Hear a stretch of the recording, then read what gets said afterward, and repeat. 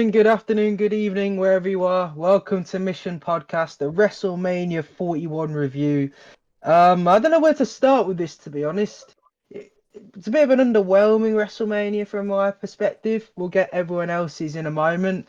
But as you can see, I've got a new mascot, Kirby, here, and Kirby usually sucks like everything in. And if he sucked that WrestleMania in, bruv, I'm telling you, he's dead. He is dead, bruv. I'm telling you. Like he'd come up with a beard, he'd have a K on top of his head for Triple K, because that guy ruined my WrestleMania. He ruined it, bruv.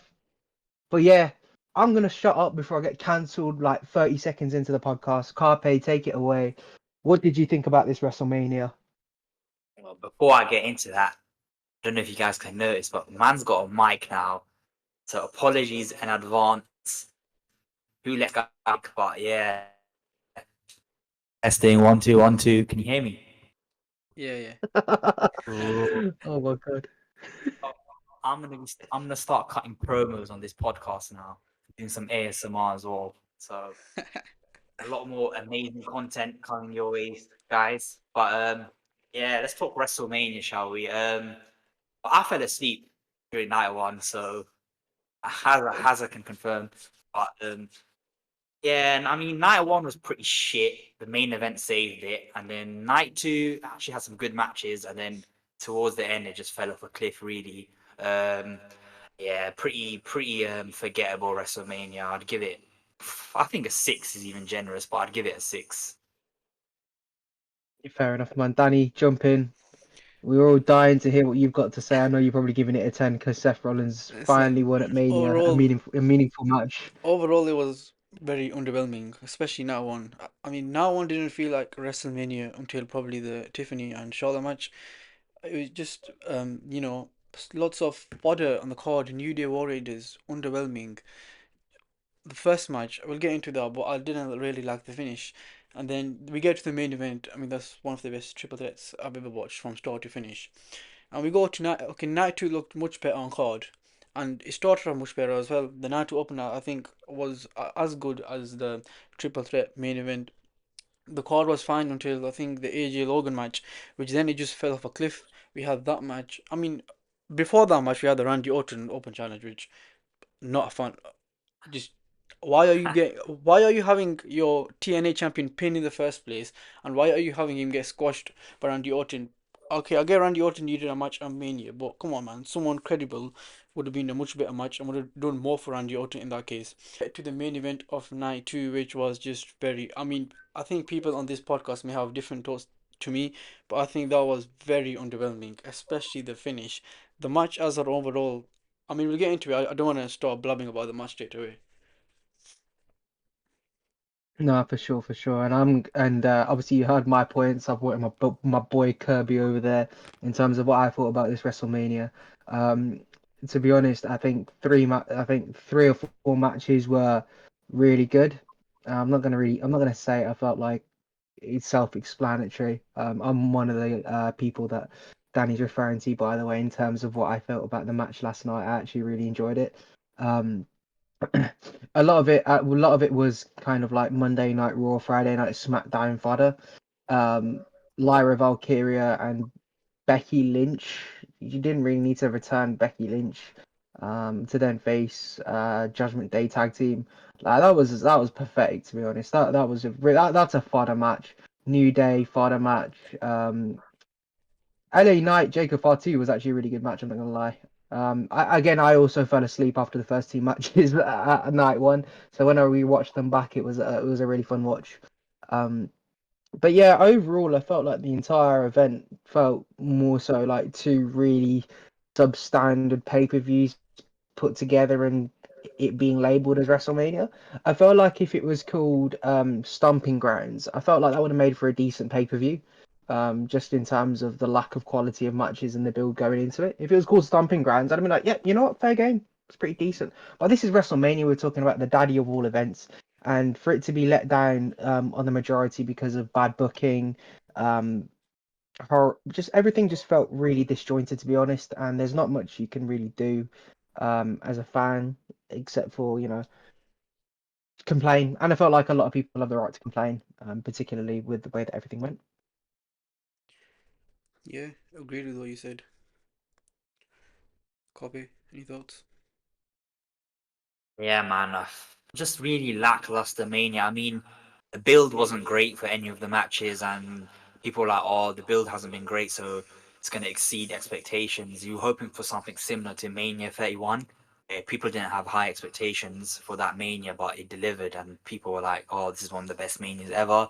People were kind of hoping for the same thing with this one, but nah, Triple H took a big swing and he missed, mate. He fell flat on his face, and I'm happy. He's a fraud and he's been exposed. He's not this amazing booker you guys all make him out to be. He is not that guy, man. I'm telling you, Triple H is a big, big fraud, and I'm glad the masses are waking up. Listen, I feel like every booker has their flaws, and Triple H's has kind of been exposed this mania. He's relied on his big stars to bail him out, and I think now one main event, Seth Punk Roman bailed him out. Start of night two, Io Rhea Bianca, I think bailed him out. Some of the other matches on the card, like the Drew Priest match, two great workers. I enjoyed that match.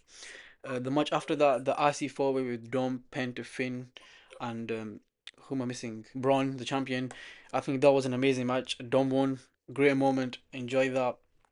Then some of the matches, I don't know if it was the how the matches were produced, especially the now one opener. It started off decently, okay-ish, but the finish of the match, having Gunther, I mean, okay, I get why Triple H did it because Gunther tapped out to Ilya Dragunov when he lost his belt on NXT UK in a similar fashion, but Ilya is known for his submissions. Jey Uso isn't. You have Jey Uso beat Gunther by giving him 3-4 splashes and pinning him. You don't have him submit or Gunther. I think that makes him look worse than if you just pin him. And then I found it weird when Gunther just got up straight away and went to the back like he was being forced in this match. I don't know, the match just fell off. Night one did not start off well, but then it ended well. I think from Jacob Fatuvi, Ellie Knight, everything from that was very good. Some people did not enjoy that Tiffany Charlotte match. I think it was sloppy, but it was a good amount of sloppy that it needed to be. That match is where two workers are just brutal and they both hate each other. I think the right person won. Tiffany Stratton needed this. Charlotte did not need to win this at all. I think the crowd are behind Tiffany now. I'm intrigued to see where her next run goes. And yeah, the main event speaks for itself. I mean, we'll get into it in detail, but they all showed out amazing finish as well. I mean, with night one, I can't really comment on it because I was out and I missed the first match. I haven't even watched the Gunter Jey Uso match back. Um, I'm not really interested. I saw the finish. That's crazy. Gunter tapping out to a sleep hole. That's mad. But and I think Gunter's upset as well about that because he kind of no sold it. He just walked off straight away to the ramp.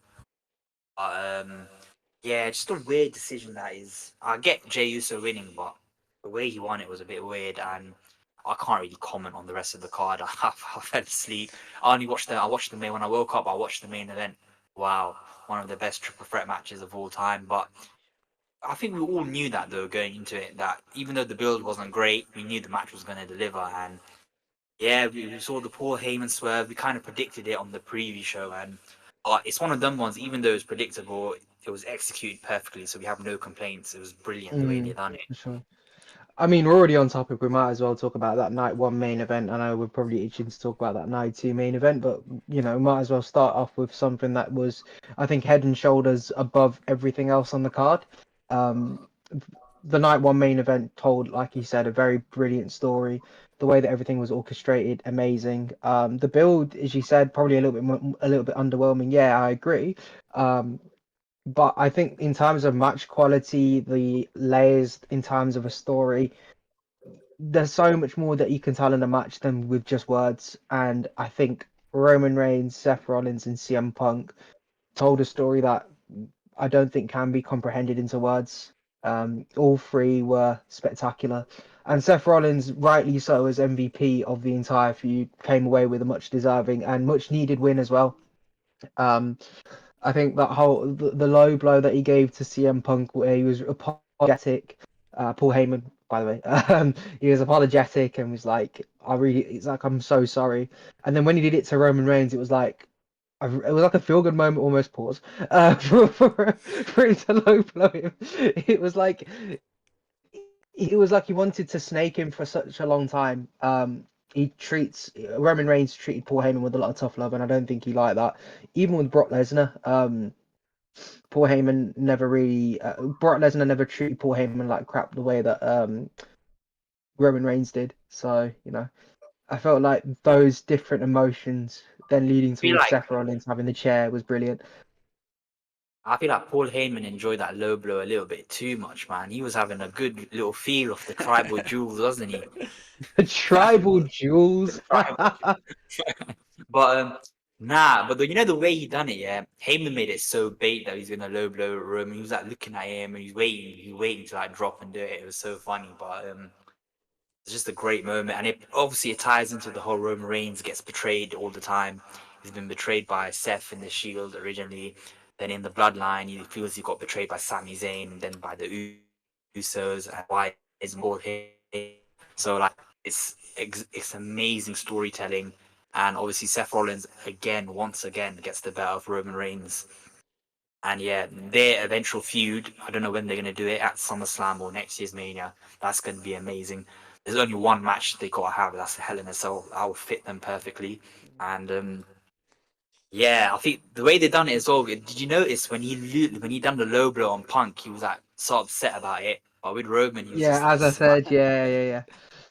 Ah, I think what was really telling though was when one thing that really pissed me off about that match, by the way, if you watch it back, when Seth Rollins has his hand out for the chair, the cameras just are cutting everywhere, and you're just thinking, what the hell's going on? Like, Yeah. why are the cameras here, there, and everywhere?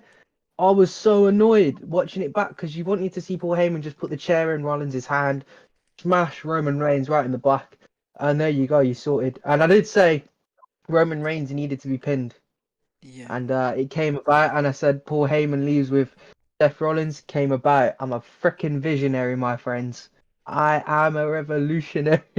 Daddy's pissed. Alright, listen, bro. Roman Reigns, Seth Rollins, as they've done many times, and CM Punk came to the rescue once again and saved that whole card.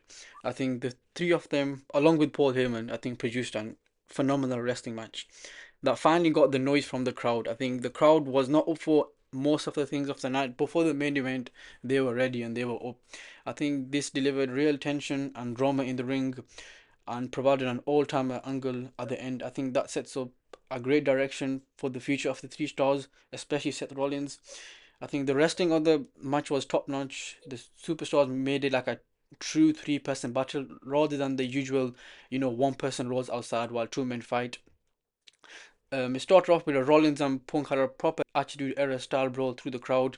This was culminated by Roman, he did his dab over the barricade, landed on both men. One thing I really liked about the match was that there was very little cooperation between any two of them, which is like you see that lots in a triple threat. But this match, I was glad that happened because they all hate each other. The one moment it did happen was when Seth was trying to convince Roman to do the Shield powerbomb on CM that's Punk, brilliant. and then Roman Reigns just slapped Seth Rollins, powerbomb CM Punk one table, powerbomb Seth Rollins the other table, and the closing sequence especially, where even before the Heyman drama started, I think each man was throwing haymakers at the other, going for the kill shot. Rollins catch the spear with the pedigree, which I think was amazing, and then he added a stomp to that, and then he shoved Punk out of the ring straight away. I thought that might be the end of the match. There was lots of near falls here. I think all three are great at kicking out the 2.999. The sequence of each wrestler hitting their finish, I think it went from GTS to Seth, from then Roman speared Punk, and then Yeah, then Seth hit the a stomp, stomp. and then Yeah. they were Oh, all three men down. That was an amazing um, spot at the end. We were like, okay, this is where Heyman gets involved, and then he grabs that chair. When he grabbed that chair, I was like, okay, Rollins has history with the chair. There's only one way this is gonna go. First, he gives the chair to Punk. We're like, okay. First, I was thinking, okay, is he just gonna slide the chair to Seth straight away? But I was like, nah, there's gonna be more drama here. Then he gets in the ring. You don't see Paul Heyman get in the ring, but when he gets in the ring, something's gonna go down. And then he low blows Punk. As you both were saying, he felt guilt when he did that. Like that guy, them both are best friends, and him doing that, you could feel the guilt. And then Roman Reigns was smiling, but you could see his flashy white teeth. He was like, "Okay, yeah." Paul's back to me, trusted him once again, and then what happened? Paul Heyman directed Roman to hit the chair. So he goes, look, shield. He literally shed the shield about 2, 3 times, I think it was. And then Shield! as Shield! Roman's about to as Roman's about to hit the chair, Paul Heyman with one of the funniest low blows ever, bro. He took his time down there. Pause. And then the way he gave Seth the chair in one hand was Seth's facial expressions in this angle were amazing, top notch facial expressions. Then he gave him the chair, be like, whoa, what an angle. And then once again, Seth hits the chair on Roman, goes for the stomp, and pins him. Pins him 10 years from the heist of the century. Great storytelling. But yeah, this is one of my favorite triple threats probably ever. I mean, a bit, of course, a bit biased because, Seth's my favorite wrestler. But overall, I think it was one of the best triple threats I've ever seen. I mean, yeah, I think it had to be, man. It had to deliver because this match didn't deliver. Yeah, night one was looking spooky. Do you know what I mean? Yeah. It wasn't a very good night one. Yeah, I'm excited for the Seth Rollins heel run. I think he's way better as a heel. I'm not a fan of babyface Seth, and yeah, with Paul Heyman, it's gonna just make some exciting feuds. I think the feud they're gonna do though is I think Seth and Punk are gonna continue their feud whilst Roman takes a little break until SummerSlam. Yeah, obviously this is being filmed before Raw, so we don't know what's gonna happen on Monday Night Raw. But yeah, man, I feel it was a great triple threat. One of the few highlights I'd say from this WrestleMania in general was this match, and I'm glad CM Punk finally got his main event. Man, he deserved it. His entrance was amazing. Did you see Paul Heyman's makeup was all over his jacket? Yeah. Like it was the jokes. Yeah, man, I'm happy for Punk. I'm happy for all of them to be honest. Even Seth, I think Seth deserves this, man. He's deserved a big Mania moment and put in a lot of work, for the company, and he doesn't always get really appreciated and rewarded. So yeah, I think it was the right choice to win. And yeah, I have no complaints about that match. I thought it was amazing. No, neither do I. I feel like I'm very very excited for where the character development goes for all three wrestlers, but obviously for me particularly with Roman Reigns because he's my favorite out of the three. I'll probably get crucified for saying it, but I was a bloodline man since day one. Um, but I'm really intrigued to see where Roman Reigns goes with this. He's now he's a chief with no tribe, as Cody Rhodes said last year, and he said he's not the tribal chief without the wise man, and he's officially lost the wise man to the man he hates the most, which is Seth Rollins, and that in itself, where does Roman now go next? He can't be the tribal chief anymore. He's got no wise man to back him up. So does he become this vigilante? I don't know. I'm really intrigued. I think the thing for me though is that he can't just wait until SummerSlam again to turn up. He has to be a bit more frequent on the card. I'd love to see his build in terms of where he goes now. CM I Punk I mean, feel like becomes I don't know what CM Punk does though. I don't know I about you think, guys. I feel like Roman is gonna take a break now. I yeah. reckon they'll play the whole trauma of betrayal. He's gonna go away for a few months. Yeah, I reckon Seth and Punk are gonna continue their feud. I reckon at Backlash. Yeah, I think Seth I was think that the rightful winner, the only guy who should have won that match. Saturday night was just a reminder of how good Seth is. He's one of the most compelling characters the company has. To have him win, knowing that Roman won't be here for, much. I think his next program will probably be SummerSlam. He'll probably be here for the 4 or 5 weeks before SummerSlam. And CM Punk, I think he having him win here would have probably done the least for the story. You don't want CM Punk just beating Seth again or even pinning Roman. You can save Punk Roman for I think SummerSlam even or maybe next Mania next SummerSlam. You've got a lot of time stretched out. Punk Seth I think need to have the third match which I think should be over the belt. Hopefully Seth beats Jay for the belt. I feel like they're gonna make Seth the face of Raw now. Hopefully they do. We're gonna be in for some special TV over the upcoming months. I think give Seth his own faction. First have him beat Jay. There's no more bloodline, no more judgment day anymore by the looks of it. So just solidify Seth Rollins and make him a leader of a faction. Put Braun in there. Why not? He's a Paul Heyman guy. Having him as a powerhouse for Seth's faction could be amazing.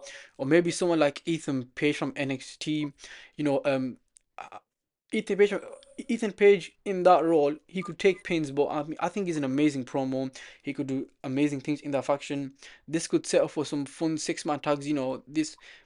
This just beastly heel faction, the new, big faction of WWE going up against some of the baby faces. Maybe eventually have Braun turn on Seth and then beat him for the world title. I think there's a lot you could do here. The main thing I want from this is to establish Seth as like a monster, as good at, like, as much as a monster as Tribal Chief Roman was. I think Paul Heyman said it today. This run from Seth is going to be like a level of the Tribal Chief Roman was. So I think the main thing I want from this faction is whoever's with Seth in this faction to elevate them to another level, and yeah, establish Seth and have every guy in that faction just work wonders. But I think this will be a success if they manage it right. Yeah, for sure. I feel like what you need is you need I don't think Bron Breakker needs the faction. I think he's so over. Um he doesn't need that exposure in the faction anymore. I feel like me and Carpe we're shaking heads at the Bron Breakker or making a face at it because I feel like he doesn't need it. I feel like Bron Breakker should go after the world title. And so he should probably face guys like Drew McIntyre, few more powerhouse people like him, Damian Priest. Just build himself up in terms of like a blood feud rivalry, then get him to chase after the world title. Because you can quite easily build him up as a face. In that aspect. I think Bron Breakker is so good. Doesn't need he doesn't a free agent. I feel like he could be quite handy for that faction, and then obviously Ethan Page as well. Because I remember Seth Rollins had that Monday Night Messiah gimmick, and I thought that was really good. That Not was gonna lie. amazing. Yeah, enjoyed Um, it. he got obviously COVID let him down, and then with the AOP and Buddy Murphy, that was brilliant. It was One brilliant viewing. one thing I've noticed with them, all of Seth's heel turns is that they've always resulted in, like, his first Authority run ended with an injury. Messiah one ended with COVID. This one, I think he will bang if there's no injuries. Touch wood. Seth does get injured, but I think don't have him wrestle as much. Have him wrestle the big matches instead. Have his lackeys, whoever's there, who in his faction, have them wrestle instead. Have Seth go. They have to have Seth BJ for the world title.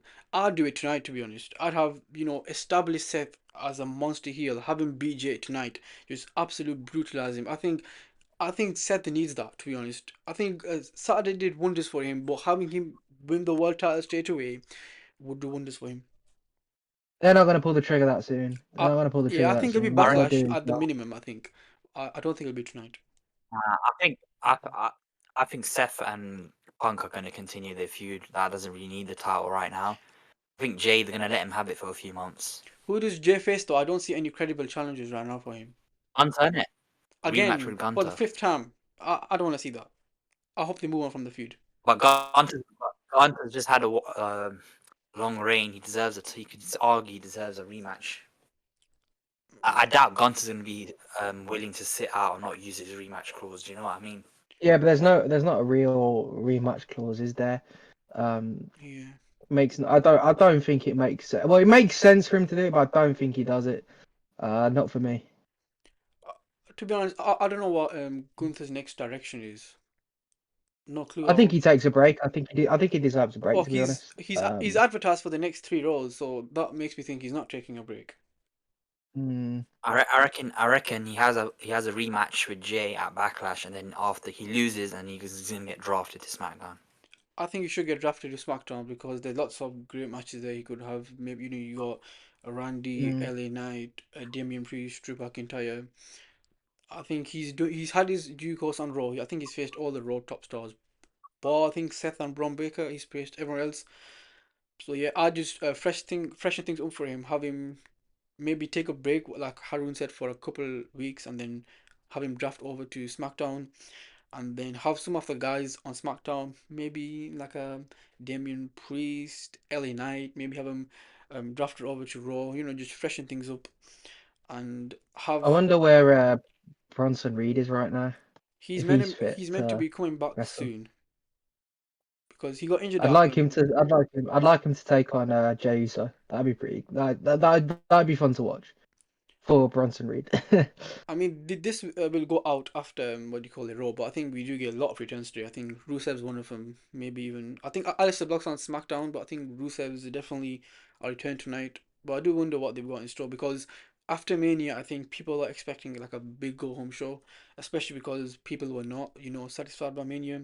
Most of us had it around like a 5 out of 10, maybe a 6 out of 10, which is definitely his, weakest WrestleMania yet. So he's gonna need to deliver a Mm, big angle like the angle they had on WrestleMania 39. People were let down by that main event because Cody didn't win, and they had Brock turn heel on Cody. That was a nice feud throughout the summer.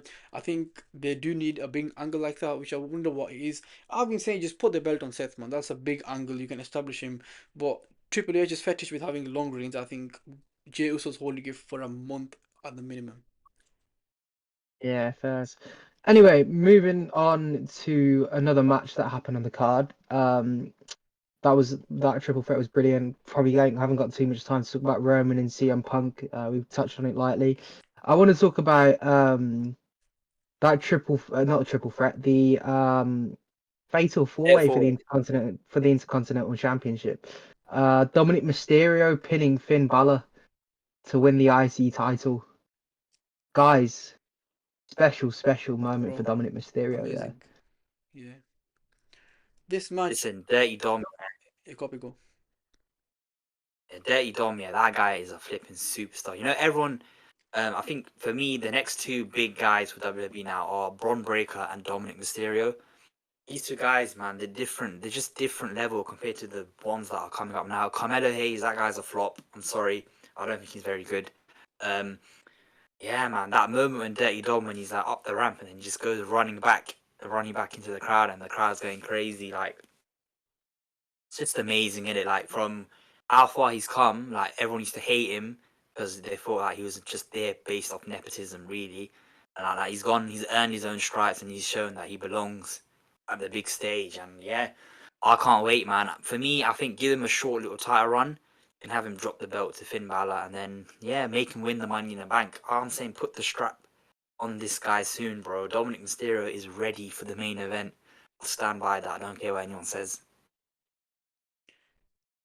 I think a good little like Intercontinental title reign will be good. Um, there's a fair few people that you can have him face. You can either drop it to Finn Balor, you can have him drop it to Penta, you can give it to Chad Gable. Um, Plenty of other people you can do it for.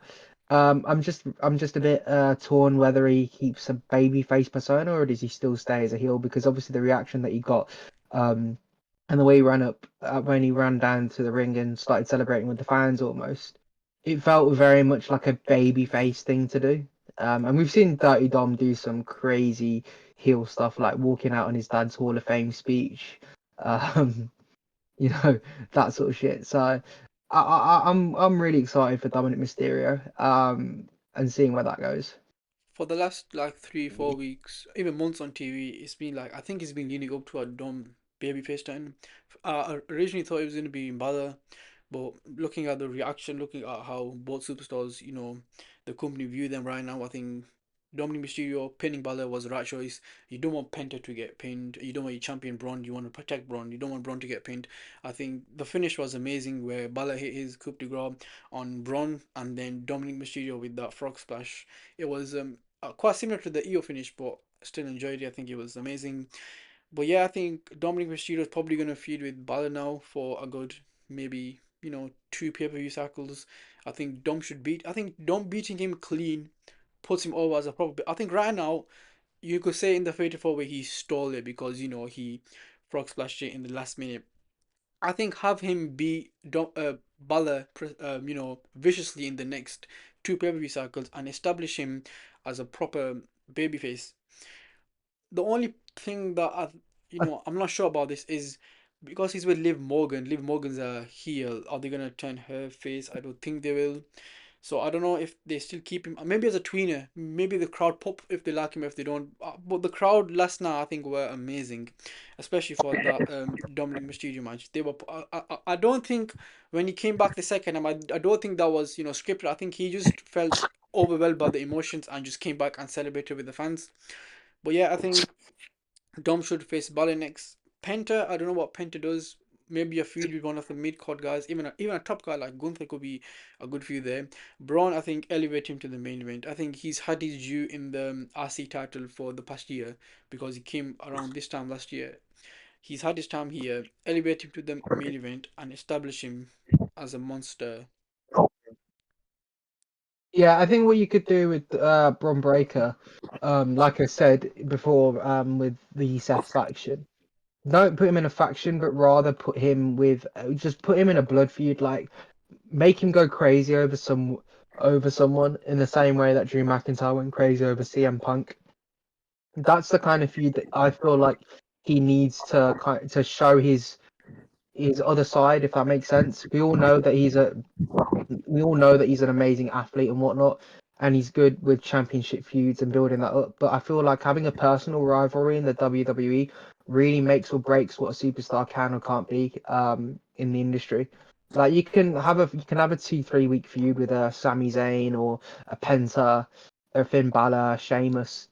I think that blood feud with someone just really makes it special. Like even Jacob Fatu did it with Braun Strowman. Like you just think, Yeah. okay, this is going to be box office every single time you watch these two wrestle because it's just two big men going at each other. That's the kind of shit Bron Breakker needs right now. Um, at this point in his career, in terms of being able to bridge yourself from going into continental championship to the world title scene, having that little something that will allow you to go. Scene. I'd personally have him win the King of the Ring and then give him a title shot at SummerSlam. Don't know if you guys agree with me, but yeah, that's what I think of Braun. I feel like if he wins the King of the Ring, it's so natural for him to just do that. It's the same way when Gunther entered the King of the Ring. Sure, I think it works perfectly fine. I personally feel like he needs a blood feud, basically. That would be really, really good. Not in the sense of like a Drew CM Punk feud where it's just like crazy emotional. Just something that's like just something a bit like Brock and Cody, if that makes sense, where you test whether or not he's good enough for the main event scene. And I feel like um, someone like, not saying it should be, someone like Drew McIntyre would be perfect um, to build that up and be like, oh yeah, look, you get in because you're gifted, you're the favorite, but you haven't been through real struggle. I'm gonna show you what struggle is. Something like that, really. It doesn't have to be specifically to that, but I think that would make a really good watch. Yeah. Can you hear me fine, by the way? Yeah. Yeah, bro, you got a mic, man. We get it, bro. We can hear you fine. No, just switch to my phone in it, but Fair. yeah. Shall we go to the big talking point that everyone's been waiting for? Yeah, the Jay Cargill Naomi match. Oh yeah. Oh, actually, before we go into the main event, can we talk about Liv Morgan's ring gear? Wow, Okay, that was something special. let's talk about Oh, before we talk about the main event, I want to go into Jey Uso oh versus yeah. Gunther really quickly. I We feel done like we that. need to address We done it. that already. We didn't really do that. We We just said okay, barely the did, ending was yeah. ass. Okay, let's just touch on it quickly. The ending was horrible. Jey Uso. I'm agreeing with you now, Carpe. I can't lie. I mean, I agree with you in the sense of like he's bad at X, Y, Z. I still think he was an okay choice to win the Rumble, but in hindsight, it's always 2020 vision. They really did drop the ball. They could have had Cena versus Gunther. That would have told an amazing story. Cena babyface, but then we would have got to see Cena his heel. So you're in a catch-22 situation with that. And then you could have had Punk versus Rhodes for the title, and them two in a main event. But look, I think we are where we are now with Jey Uso. I think him winning that title is a great testament to anyone in wrestling that if you equally focus on the wrestling aspect and you can become very entertaining, get over with the crowd, you can actually go very far. Um, you can have the moveset of a Ricochet, a Cesaro, but if you don't have an interesting character that people don't want to get behind and people don't like, then you're not going to go very far. So that's testament to Jey Uso. The one person I do feel sorry for though is Gunther. Um, I do feel quite sorry for him. The guy tapped out straight away, which made no sense for his character whatsoever. Um, and I don't know why it had to be a sleeper hold that he had to tap out to. Yeah. It was just pathetic. Yeah, agreed. I Shed feel some light on me.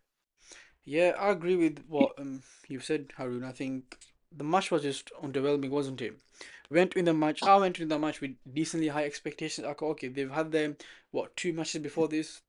I enjoyed both of them, to be honest. I think they were both good matches. I think this one was going to be, maybe take it up a gear or two and just, have a great opener. I think the match was okay, maybe like a 3.5 at best. And then, okay, you get to the finish, you have Jay hit his 3-4, splashes on Gunther, and I'm like, okay, this is where you pin him. You've shown that you need more than one finisher to beat Gunther. Excellent. That's exactly what I needed. The fact that you then try to submit him and have him tap out that quick when you've never submitted anyone in your career before made absolutely no sense to me. The one against, I've spoken about this before, the one against Ilya in NXT made perfect sense. Ilya is a submission specialist, that guy can tap you out. Having Gunther not want to be in a submission with Ilya made absolutely sense. With Gunther though, you said you're better than Gunther. You've called Gunther this horrible wrestler. You're this ring. I did not like that finish, and it just made. I thought having Gunther lose 2, 3, 4 splashes, okay, fair enough. You've shown that it needs a lot to take him down, but having him lose to a submission, just I don't know, did not feel right. And then the ending was well when Gunther just left up the ramp. It's like Gunther did not approve of this finish. Gunther maybe wanted something different. Bro, just to touch on Jey Uso, I think Jey Uso's win against Braun for the RC Championship was 10 times better than this. I think the match was better, the finish was better, all the emotion, the drama of the match was much better. This match, maybe because we've seen it 2, 3 times before, just didn't hit like it should have.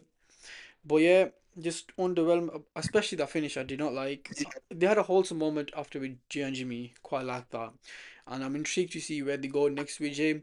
I don't want a rematch with Gunther, maybe Braun straight away. My ideal would be, have Seth beat him for the belt straight away. But yeah, just let down by the match. I expected much more.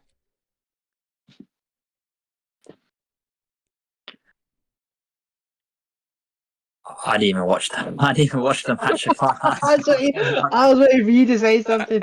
So we'll move on. We'll move on. We'll move on.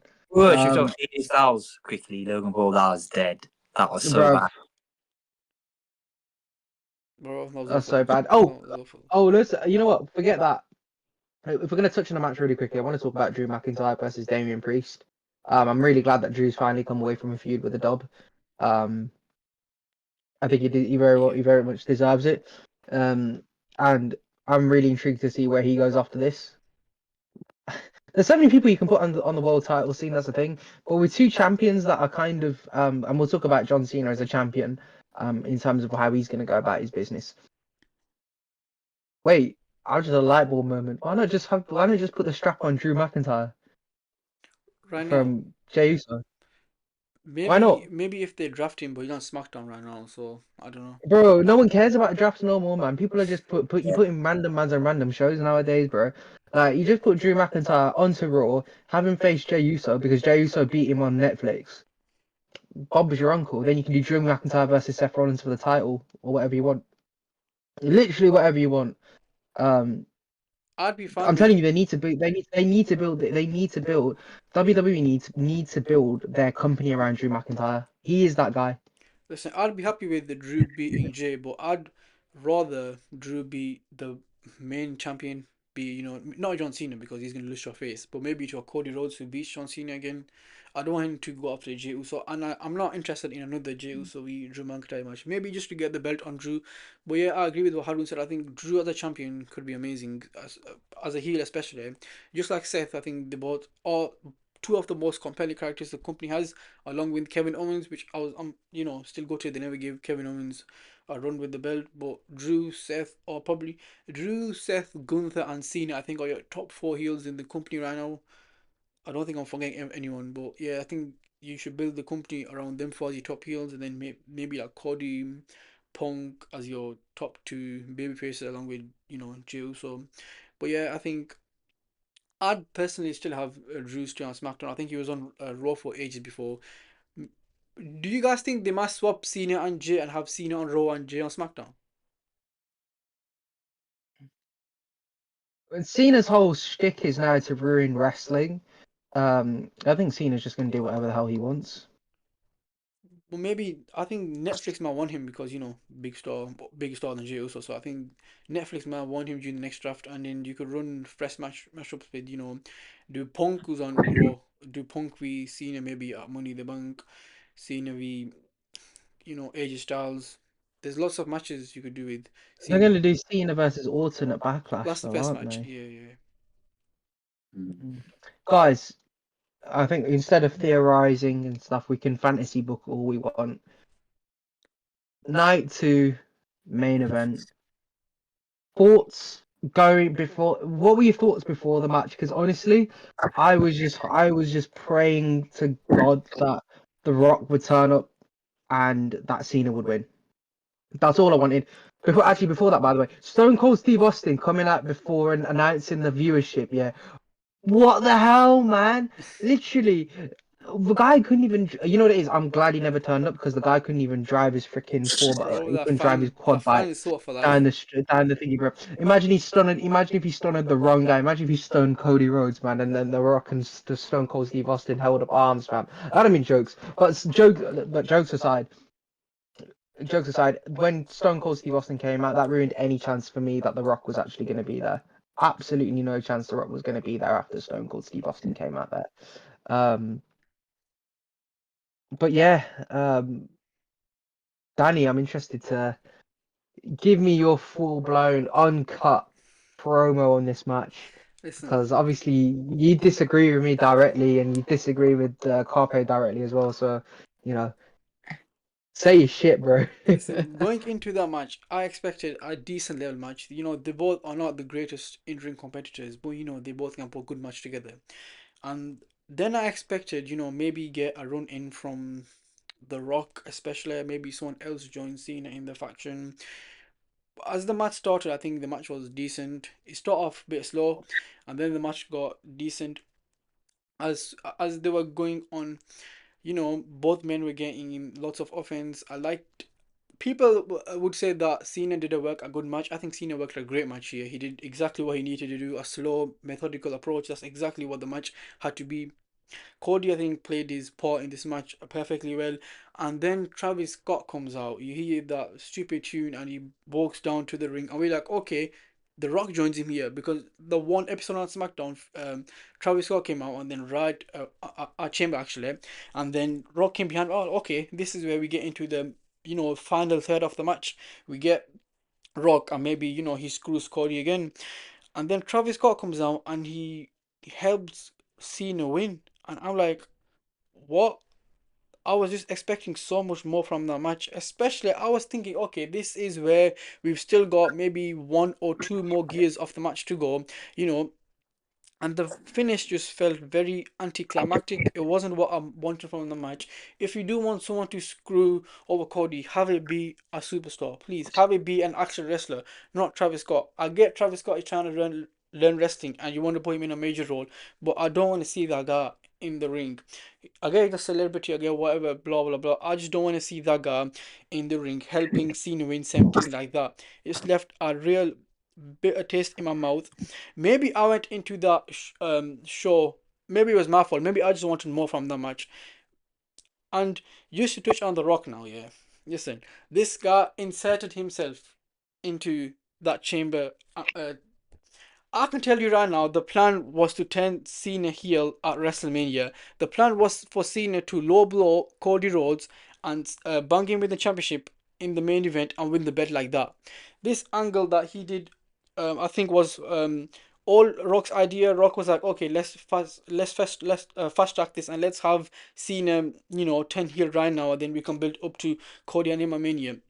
He does that, and then after Chamber, he doesn't turn up for one show. He wasn't there for one show. You haven't been a major part of the angle, yeah. Which I get, you inserted yourself, fair enough, yeah. All time angle. Nothing's gonna ever take away that moment was an all time heel turn by John Cena. But then you don't turn up, and they mention it probably once, I think, on Raw. Maybe a Rock mention was once, and then I don't think you can blame the fans. The fans come into the show expecting one of the biggest stars in the world, Hollywood, wrestling, everything. You want him to be at that show, and the show ends with Travis Scott helping John Cena win the belt. In I mean, the match I think was fine. I have no issue with the match. I just felt like there was maybe one or two more gears to go up, and Cena win 17. I'm so happy. I'm glad he gets to break the record. I just felt it was a bit anticlimactic. There were maybe one or two more gears in that match still left, and yeah, I don't know, man. Just didn't enjoy the ending of night two. Right. Now let me give you my thoughts. Hold on, Mike. Where's your mic? Where's your mic? Where's your mic? Here, Hold man. it up. Hold it up. Hold it up. Listen, I didn't really have high expectation of the match wrestling wise. I thought I thought it was a lot better than I thought it was gonna be. Like I thought Cena done a good job, man. He held his own against Cody in this match, and I thought it was a good match. But I do agree with you, Danny. It was very underwhelming, the finish. I mean, yeah, listen, I'm the Rock's biggest fan, yeah, and I do feel like he did let us down by not turning up. But at the same time, I think it's a very lazy cop out to just blame the Rock for everything. I think, listen, Travis Scott. Let me talk about this guy before I get into the Rock. Now, I think Travis Scott being involved with the Cena heel turn has aged so poorly. I look back at it and I was like, why? It's just so, it was just so unnecessary. Like, I get they want to use celebrities to try and make WWE more mainstream and bring in more fans, but at least make it make sense then. Like, for example, when they done it with Mike Tyson, right? For Austin and Shawn Michaels at Mania, that made sense. Mike Tyson at the time was the baddest man on the planet, boxing, everything, yeah. And then Travis Scott, this guy's just a fucking shitty little rapper. He's no Mike Tyson. Why is that like a big deal? Why is he getting such a big entrance, walking his way down the ring? It's just, I don't know, but I don't think that's The Rock's fault. I think WWE and Triple H themselves looked at Travis Scott and asked him to do this. You can't blame The Rock for everything, man. And listen, I agree with you. Yeah, The Rock should have been there. He let us down. But it's such a lazy thing now to just blame The Rock for everything. The build for WrestleMania has been atrocious, yeah, for all the matches, right? Are you gonna blame The Rock for that as well? Like, what are we doing here? Triple H is just an inept booker, and he's been exposed. He's not as good as you think he is. This is the first WrestleMania where he's not had a Vince McMahon storyline. The bloodline belonged to Vince. That was going on during Vince's reign, yeah. And in Triple H as well, he's a very cocky guy. This whole week he's been like going at the IWC like, oh, you people love to complain, blah blah. Just shut up and enjoy what we put on, yeah. After the Chamber, after the Hilton, remember how cocky this guy was? He was like, oh, are you guys interested in the road to Mania now? Like, oh yeah, blah blah blah. Talking all this smack. Don't talk all that smack if you don't have things figured out. Do you know what I mean? And The Rock told them from January, it was bait. It was obvious from the Netflix Raw that The Rock wasn't going to be wrestling at Mania. So WWE knew this. So why would you book an angle around? I'm not going to buy into this thing. Everyone wants to believe. When it comes to dirt sheets, right? You guys here, you're like, oh, why do you not believe what Dave Meltzer says, blah, blah, blah, blah, blah. But when it comes to The Rock, anything the dirt sheets say about The Rock, everyone just automatically assumes, yeah, he's this power-hungry egomaniac. They're all egomaniacs. You're telling me Triple H is not an egomaniac? Like, I'm sorry, I refuse to believe The Rock being on the board, he would purposefully sabotage his own product. Like, it doesn't make any sense. TKO and WWE clearly wanted him to be a part of the Cena heel turn. They thought they bought Rock out to do that whole segment with Cody before the Chamber to generate views, like because the views were going down. Like The Rock doesn't need WWE. WWE needs The Rock, and I think that's obvious now because everyone's saying, "Oh, The Rock didn't show up," blah blah blah. But if you have to rely on The Rock in 2025, that says more about you as a company than The Rock. Do you know what I mean? I think people are using this to scapegoat The Rock, but I don't agree, man. I think, like for example, Cody Cena. Okay, cool. It plays into the storyline though. The Rock wanted his corporate champion. He got his corporate champion with Cena. Why does he need to show up? Story wise, why does he need to show up? Are you telling me that John Cena, he's the greatest of all time on the mic, right? And Cody Rhodes is very good on the mic. Are you telling me these two guys are not good enough to hold their own and build a feud? That's not The Rock's fault. Has The Rock been in charge of their promos for the last 4 weeks? No. How hard was it for them to have Cena reference The Rock? They could have done something like, oh, I don't need to explain to you people why I've joined The Rock, blah, blah, blah. Like Cena has been doing with the whole, oh, I'm not answering that question, blah, blah, blah. I think it fits into the whole storyline of Cena's here to ruin wrestling. He doesn't want to give the fans what they want, and it makes sense to me. I don't know. Obviously, it's underwhelming. You want The Rock there because when The Rock is there, automatically it makes things 100 times better. But I think people are just being very, I don't know, man. They're just jumping on the hate and like let it play out. Like this is the start of Cena's heel turn. Now that he's got the belt, it's gonna ramp up. The story's gonna pick up. Do you know what I mean? But yeah. All right, I got a question for you, Copy. Do you think if Cena turned heel at WrestleMania, it would have been better? I agree with you. I think that would have been better. But I'm not going to sit here now and say, oh, they didn't do that because The Rock said, no, we've got to do it at the chamber. I'm sorry. I don't buy into all that bullshit. So you don't think The Rock's got power to come in and say, okay, let's just do a big angle right now? I think he's definitely got the No, power.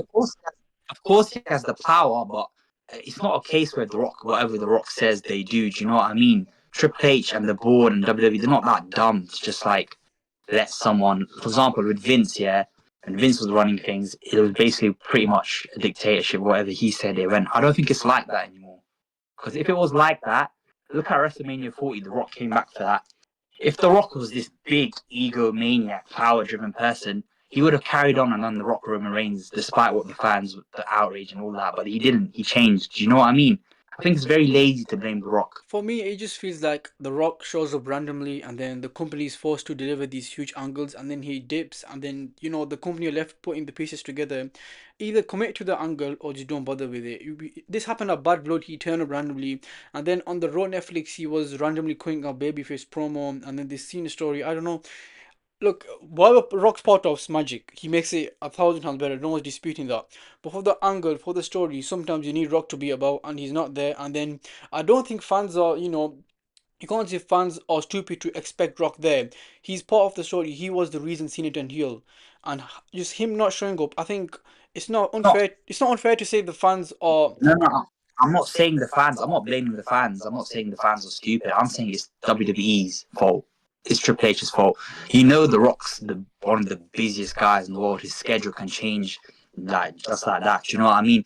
It's stupid for you guys to then, okay, cool, let's build around him, let's include him in everything. I refuse to believe The Rock just shows up and says, yeah, I want to be in this angle, blah, blah, blah, like a dictatorship. I don't think it's like that, man.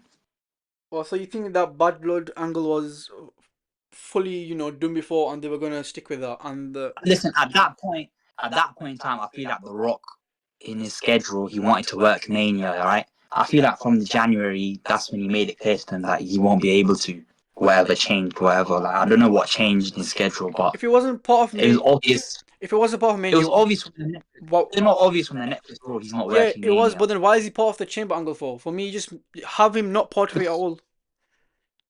If you want to stick to Yeah, this, but you can't blame The Rock for that. WWE at the end of the day, it's WWE that make the final decision. Though they wanted to include The Rock in that angle. I refuse to believe that The Rock's just come up like, yeah, put me in this angle. I demand to be in this angle. It doesn't work like that.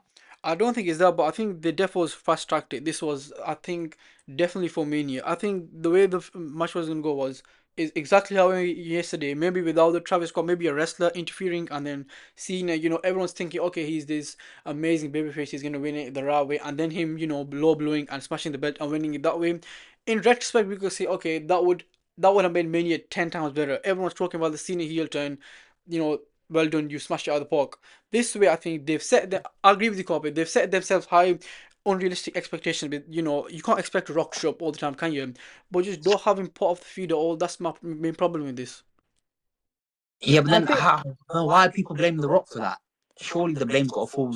You can blame The Rock partly, yes, but some of the blame's got to fall on WWE and Triple yeah, H. I agree Triple H because I didn't like that finish. I just don't have Travis Scott off. You'll have another wrestler. I agree with that aspect, but the fans expecting Rock is perfectly fine because he's part of the angle before. No. I don't think Carpe's once said that it's wrong to do that. He himself is the biggest Rock fan. Obviously, everyone wants the Rock to turn up. You want something special that's going to make that occasion 10 times better. However, if your plan B is to have Travis Scott run down the ring, that's not a John Cena Cody Rhodes issue. That's a Triple H issue, not a Rock issue.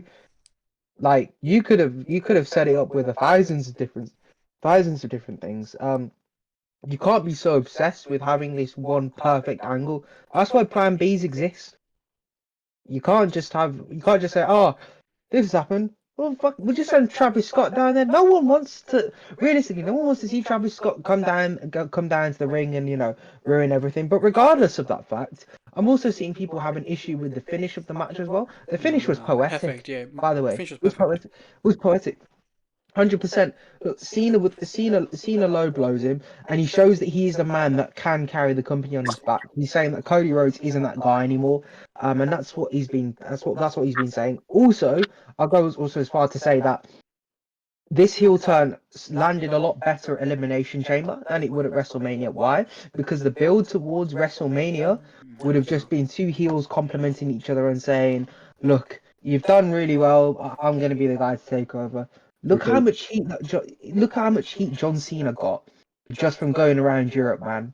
Like that's the kind of stuff that you want to see. You don't want to see the cheer. You don't want to see two sides cheering for each other because otherwise everyone would turn against Cody Rhodes straight away. Everyone would have turned against Cody Rhodes. Did you hear the boos last night against Yeah. Cody Rhodes when he was fighting back against John Cena? There's no way this would have landed. There's no way this heel turn would have been better at WrestleMania. If anything, they would have had to turn Cody Rhodes heel. That's how it would have gone. Um, I think the look Rock. personally. I think the Rock being part of the Chamber angle made it 1,000 times better because the Rock, Yeah, no, no, Cena, Cody in hundred one percent, ring. 100%. No, I get it. No. I 100% get it, especially with the history that they had. And I'm quite disappointed that The Rock never turned up. But if you're gonna pin it on The Rock to say, oh man, he should have, it's his fault that everything is the way it is. It's complete. It's false. It's completely false. I feel Um, like IWC just scapegoats the Rock here, and they like it's okay to criticize Triple H as well sometimes. You know what I mean? This guy isn't some sort of savior. You know, I mean, look at last year. The Rock said he was available to work with Roman, and he told them before the Rumble. Apparently, he told them before the Rumble, and Triple H still booked Cody to win the Rumble for some reason. Can't keep okay, blaming. your mic is a little bit fuzzy Yeah. there, bro. I know you spent about hundreds of pounds on that, but we're trying to hear your voice. And now, This guy spent all his ED on a dead mic. can you hear me now? Yeah, better. Triple H was like, okay, go out there and you can help Cena win the belt. Personally, not a fan. Like you both, I don't think we want Travis Scott to be a wrestler. I don't want to see him in the ring. We'd much rather it be a wrestler. If that was a wrestler and Rock never turned up, I'm fine with this. I'd say, okay, that was a solid main event. It did what exactly had to do. Let's see where this goes from now. Having Travis Scott be the one there, just, I don't know, left a sour taste in my mouth. I think if anything, what it does is it puts more heat on the whole Hollywood faction. I think that's kind of what you need. Um, I know I'm not saying that there's no way that someone wants to purposefully book a really bad main event. No one ever thinks that. Like you think, oh man, this is so bad. Like it turns people off from wrestling. But if anything, what this has done is it's put John Cena, like John Cena's now carried this and said, "Look, watch how I'm gonna ruin. This is how I'm gonna ruin wrestling. I'm gonna ruin wrestling by not giving you guys what you want. You guys wanted to see a wrestler come out? Nah, I'll give you Travis Scott. You guys wanted to see The Rock come out? Nah, I ain't bringing The Rock here. What I'm gonna do is I'm gonna beat Cody Rhodes like this. I'm not gonna give you that fantastic finish. I'm gonna give you this. That's how you could. That's in some way a sadistic type of entertainment. You don't necessarily have to bring out all the fireworks and stuff. You can do it in not a mundane way, but in a way that is poetic, right? It's poetic. It leads towards how Cena is the guy to carry the company forward and has been, always will be. And I think, yeah, people can say the main event fell flat on its face or whatever. But personally, I felt like it was a really good main event, finish Can I included. can I just say is heel? I'm just deep in this here. What people are trying to say, heel Cena isn't enough for the main event of WrestleMania. Kind of, that's what people are saying. Nah, John Cena being I think using without, heel tap I isn't think enough. I think without Travis Scott having seen take the ref bump and then get the title, Cody, think twice of, hitting him with the belt, and then Cena taking advantage of winning, I would have been fine with that. Maybe 1 or 2 years, I think the match had probably about 5 more minutes to go minimum, and it ended a Then bit short. I agree with you, Danny. I feel like they could have had another 5 to 10 minutes easily, and I reckon they should have gone a bit more out there with Cena's heelish tactics. I reckon, yeah, if they're gonna bring Travis Scott out, they should have just gone all out, yeah, done something stupid like Travis Scott goes to Mama Rhodes and like I don't know puts her in a headlock or something. and you see Cody like saying leave her alone. And there's something stupid like that, man. Or Cena going up to Mama Rhodes and like threatening her, or something like that. Like proper like out of character for Cena. Should have gone. Yeah. Maybe they could have done something like that. It would have been better, but yeah. I Again, mean, it's at the the end of whole the day, it's the whole not trying to appease to fans though from mm, Cena's end. I think if you were gonna do it with Travis Scott, I feel like he should have been like a rabid animal doing that sort of stuff. But like Cena came out black at that. The entrance was cold. Yeah. Entrance was cold. Everything was. The everything about Cena last night was pretty much perfect. From just a pure John Cena perspective, everything was perfect. The entrance, the way that he wrestled, the way that he won, and the fact that he won as well. I think that was probably his best Mania performance for a very, very, very long time. And we're probably talking about maybe since probably since the first Rock match, maybe. That's how long it's been since he's had a Yeah, really good because that Mania second Mania Rock match. and Rusev match were amazing. I think, yeah, that was probably his best performance since then.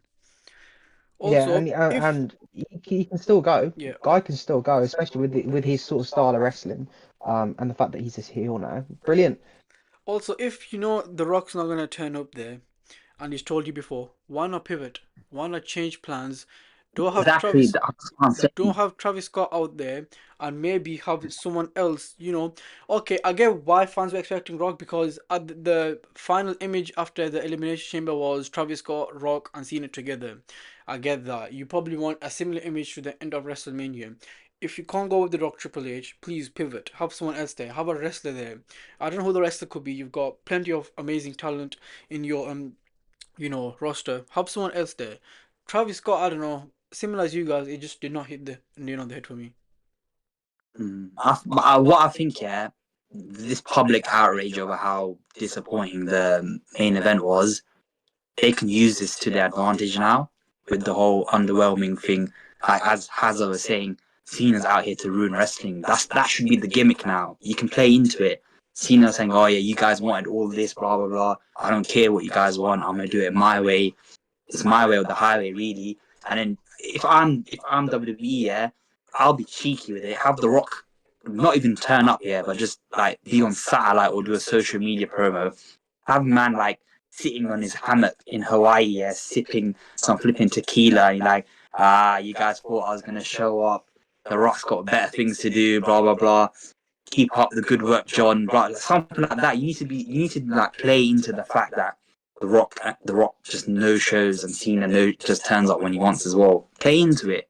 Yeah, exactly. And the whole thing about if you've got a feud to build in the next 4 weeks at Backlash or whenever it is, and John Cena's got to face Randy Orton, like the fans want to see that. Orton wants that. Cena can just quite easily not give it to them, and then Cena's forced to wrestle Orton at Backlash.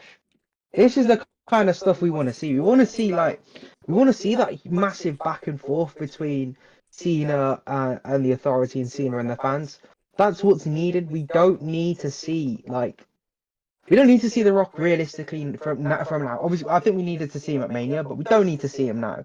We don't need any sort of influence from The Rock because if this is Cena's work, if Cena wants to go out like this as champion, I want to see how he does it, and I think it's gonna be a fantastic ride with Cena. It could be cheap. Just be cheeky with it. Have the Cena like cut a promo and be like, "Oh, by the way, guys, The Rock says hi," like stuff like that. He doesn't even He's need not to gonna. show off. The thing is, he doesn't even need to say that. That's what makes it beautiful. Because if he's looking to ruin wrestling, then it's just like there's just so many different angles you can take, and I'm really excited. But there's one guy we haven't really spoken about, and I know I'm kind of conscious for time. People are probably like, gone to sleep straight away. I mean, it's not as boring as the New Day match, but he wants to sit here listening to free agents talk. I do anyway. But um, Cody Rhodes, where does Cody Rhodes actually go for him after this? Because personally, if he retires, I don't give a shit. Like, he can do one. But yeah, where does he go from this? I think he takes a break for now. I don't think we see him on TV for a couple of weeks, maybe next month after. Have him, sell this loss, keep him off TV. And bro, the crowd, the way they were booing Cody Rhodes and saying thank you, Cena, bro, I was like, damn, this is how good Cena is. They got the crowd to turn on Cody Rhodes. But yeah, I'm not sure what he does. I don't think he's gonna get a rematch anytime soon. Maybe SummerSlam, maybe he wins the belt back then. But I think the next challenger is definitely Randy Orton in his hometown at Backlash. But yeah, I'm not really sure what to do with Cody Rhodes. I feel like with Cody, this could be the best thing to happen to him because everyone was complaining about how stale he is, how shit his run has been as champ. This is the chance now to reinvent himself, like go on a little redemption story almost. Like maybe you can even like you can do so many things. You could even have him go on like a losing streak now. Like he doesn't trust anyone. He's lost all his friends. He tries to do the right thing and it costs him in the end. Like he done the right thing at Chamber by not selling his soul to The Rock, and look what happened. Done the same thing at Mania. He didn't hit Cena with the belt. Look what happened. Like there's so many different ways you can go about it. Like you can also this could also all plant the seeds for a Cody heel turn in the future as well. Like do you know what I mean? Like he has really, if you think about it, modern heels in WWE now, most of them are justified. And if Cody Rhodes was to turn heel in the next year or so, I'd say that's justified. Like the fans have turned on him. Do you know what I mean? People have been ungrateful. Yeah, 100%, 100%. And if you look at funny enough, if you actually look at the times, and I'm not sure if this is planned or whatever from the WWE, but if you look at Cody Rhodes' reign from when he won the title all the way to when he lost it, AJ Styles, he had to do something crazy to make him say I quit. Like, he had to push the limits. Cody Rhodes would have never teamed up with Roman Reigns, but he did. He teamed up with Roman Reigns. Like that's something that you'd never see him do. Then he put Kevin Owens through the ladder. Again, crazy shit. Would never have seen it happen. But in the times that he's actually had to be kind of the good guy, um, it's always cost him. Like he got pinned by Solo Sikoa. He lost the title to John Cena. He tried to fight everything the right way against the Bloodline at WrestleMania 39. Didn't work out for him. Um, and basically had to dogfight his way through to beating Brock Lesnar. Like, there's so many different ways you can go about it. Like, you can't really fully be the good. You cannot be the good guy, the full blown good guy anymore in this business, and that's what makes it so special with Cody Rhodes. He has to push his limits in order to be that champion. If you want to be the American Nightmare, yeah, you can't do things that are gonna, make it look like it's a dream. You have to do some dark shit to make it a nightmare, bruv. And he's got to do some crazy stuff in the next couple of months just to get people back on his side, really. Um, I agree. You all, can't. You can't. all he's got is a theme tune. All he's got is a theme walk on song that everyone does the world to. He says, "Oh, what does everyone want to talk about?" And then like he's not the franchise player everyone thinks he is. I don't think he's just so. I don't I like don't know. him. I I feel don't like like him. in 2025, the white meat babyface stick just you can't run it anymore. Your faces have to have an extra dimension to them. They can't just be the generic. I'm a good guy. I do everything the right way. Blah blah blah. They have to have like a edge to them in it. But yeah, it'll be interesting to see what they do with Cody too. I don't think Cody's gonna go on a break though. Right, that's their top guy. I reckon he'll be on Raw tonight, definitely. Nah, I don't think he'll be on Raw now. I think Cena will, but I don't think he will. Also, Cena said he's already going to be on Raw, okay, yeah, and it's only 2 weeks from Backlash. 2 weeks. That's enough time to build. That's enough time to build a Randy Orton match. Is it? But I can't lie, that's crazy though. Cena and Orton, their last ever match, 2 week build for Backlash. It's Cena Orton. The story tells itself. Let's be real. Plus, Orton's hometown, the crowd's gonna be against Cena. I think it's perfect. Also, Yeah. at WrestleMania 40, Cody Rhodes had everyone alongside him. He had John Cena help him, he had Seth help him, he even had The Undertaker come out, Jey Uso. Fast forward a year, he gets interference against Travis Scott, and there's no one to save Cody Rhodes. Seth Rollins, Yeah. turned heel and is with Paul Heyman now. John Cena, he's facing in the match. But why would they? Why Exactly. would That's what I'm they? saying. Jey Uso won his title the night before, and now he's on his own. And now he's got no friends to go to. The guys he had, Kevin Owens, he's turned heel and now with him. The only guy he's got right now is Randy Orton. I'm intrigued to see where that goes now. To be fair, they could do a storyline at Backlash. Like, let's say Cody doesn't come on TV. Let's say Cena beats Orton, and then after the match he's beating Orton down. Then you have Cody come back. I don't know. Yeah, But yeah, that's a good storyline. I'm actually interested to see where this goes with Cena, Orton, and Cody. feel like the story can build now is Cody has to win it back on his own. That's the story now. Plus, I think this will make him an even bigger babyface when he does win it back. Yeah, I reckon he'll win it back by Yeah, SummerSlam. same. Maybe they could stretch it out though. What? I personally wouldn't mind seeing Cena have the whole year as a dickhead heel, What? just showing up. Cena's last match, he loses the belt to Cody. I can see that happening. I Actually, can't, yeah. because realistically, who else is it? Unless they do this, something I said on the previous. Like, imagine they do something like Cena, as more time goes on, he starts to like regret what he's done, and like The Rock slowly kind of sees that Cena's going back to being a babyface, so he makes a call, and he makes Drew McIntyre his next guy, and then you see Drew and Cena have a match. I don't know when, it may be in Saudi or whatever, and Drew just absolutely destroys Cena and becomes champion. I wouldn't mind something like that as well. The Rock picking Drew as his next guy. Yeah, I think Cena does definitely retire as a babyface. He eventually find his way back. But yeah, I'm not sure.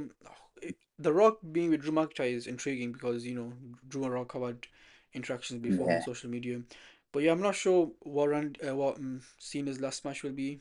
Maybe Cody for the belt. Maybe he puts over a new star. Who knows? But I do definitely think we get a Cena babyface turn before the end of the year. But one thing I want to say about Cena, yeah, massive respect to this guy, bro. Like, to come back and turn heel in your final run, and not only that, to win 17, such a historic milestone, yeah, and like completely no sell it, like you don't give a fuck. That takes a lot of selflessness, you know what I mean? He's not gonna have a big coronation or nothing. Did you see his facial expressions? He just didn't care. He just won it and just walked off. He just didn't give a shit. I rate it, man. I think The funny That's Cena's. his thing is, business for him. That's his business. exactly. The funny thing is, he's wanted to play a heel all his career, and now he's finally got the chance. He's gonna, play to the best of his ability. Yeah, exactly. I think it's gonna be, as I said, yeah. People want instant gratification. They think, oh, Mania, this is where the story has to end. Or The Rock, everyone has to come. Let it play out, people. The main thing is Cena won the title. That was the right decision.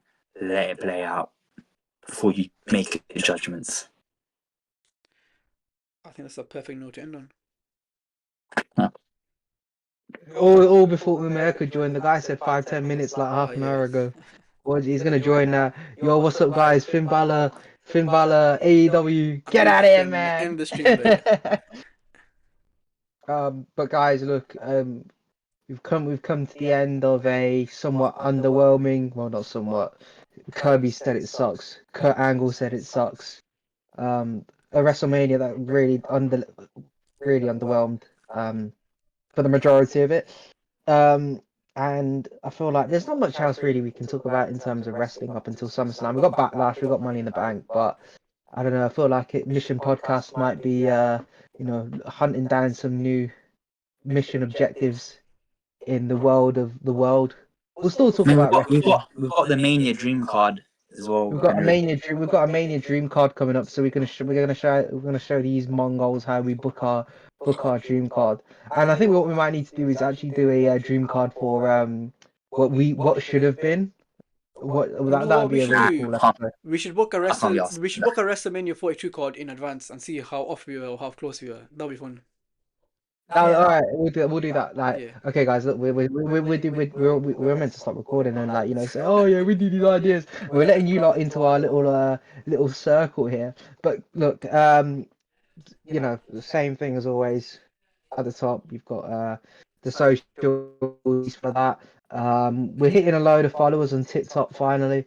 If Yes, man. someone's Someone invested, paid for bots. Someone paid for bots. I know. I don't someone know. pay for bots. I'm telling you, I don't run the account. Danny doesn't run the account. It's either Carpe or Umair, and Carpe is broke as shit because he's just Listen, paid off his ED. So we're blaming Umair here. Umair's taking the hit. Um, Umair, I'm telling you, Umair's done it. He's got AEW bots here, and like people are commenting hate under our posts. Maybe we might need to jump into the AEW ship. But guys, look, thank you for listening. This is I just say one more WrestleMania thing 41. to all you jabronis out there complaining, yeah. You guys need to shut up and enjoy the ride that the final boss is taking you on. And we'll end it on that one, guys. See you next time.